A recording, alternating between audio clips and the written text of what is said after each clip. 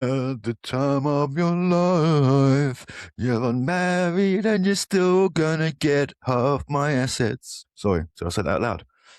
Now, here's the craziest thing that could only possibly be happening in England. And the craziness is, you're not going to believe it. It's absolutely astonishing, absolutely mind-blowing. So apparently, the government, they are considering giving unmarried couples automatic rights to each other's assets, property, pensions, and inheritance after living together for a certain period of time. In other words, you didn't get married, you didn't sign a marriage certificate, you deliberately avoided marriage for this very reason, and now the law is saying, congratulations, you're married anyway. Well done. Only Britain could come up with a system where you spend 20 years telling people marriage is unnecessary and then suddenly spend the next 20 years trying to recreate marriage through legislation. It's like saying, well, I don't have a driving license. That's fine. Yes, fine. Can I still drive? No, you can't. What are you talking about? What if I drive for 3 years? Can I, no, still no.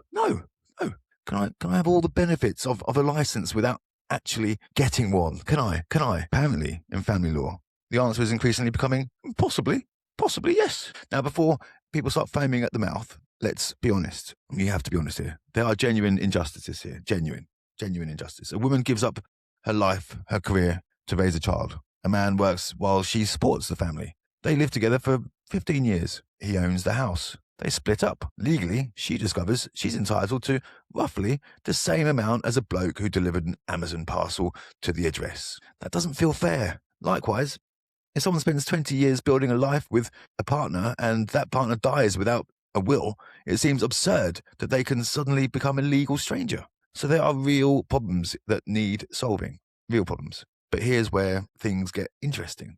The biggest myth in England and Wales has been common law marriage. Millions of people genuinely believe that if you live together long enough, you become a husband and wife in the eyes of the law. You don't. You do not. You never have.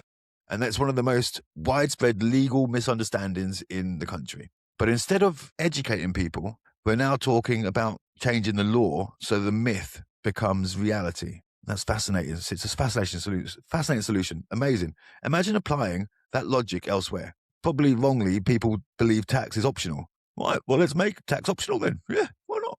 Problem solved. The deeper issue is this, though. The real big issue is this. Modern society wants the security of commitment without the discomfort of commitment. We want permanence without promises, responsibility without obligation, marriage rights without marriage. And that's where things become messy. Because relationships aren't just about love. They're about expectations. If you move in with someone, what rights am I creating? What responsibilities am I taking on?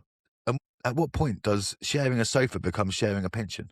3 years? 5 years? 1 child? 2 Labradors and a Netflix subscription? Where exactly is the line? Because every line the law draws creates another argument. And if family courts don't exactly suffer from a shortage of arguments right now, do they? What nobody's talking about is human psychology. Most couples never discuss ownership. Most couples never discuss inheritance. Most couples never discuss what happens if they separate.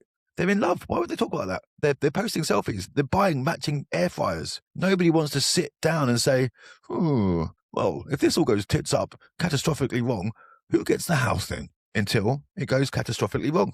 Then suddenly, everybody becomes an amateur lawyer. The government says these reforms are about fairness and protecting vulnerable people. In other words, vulnerable women, because there's no more proof that this world is run by women. Yeah. Look, they've sussed out, that men are not getting married now because they want to give half of their goods away to a woman who's going to marry them just for the sake of marrying them, so they can get the wealth. Because that's what they're on this planet for. Find yourself a suitor. Find yourself a rich man or good man who's going to take care of you and have a family with you. They do that, get bored. They make some. I've even read statements from women who have got married, and they've said in their statements from when they go in family court that they didn't want to get married. They didn't want to have 4 kids. They didn't want to be in this life for 20 years.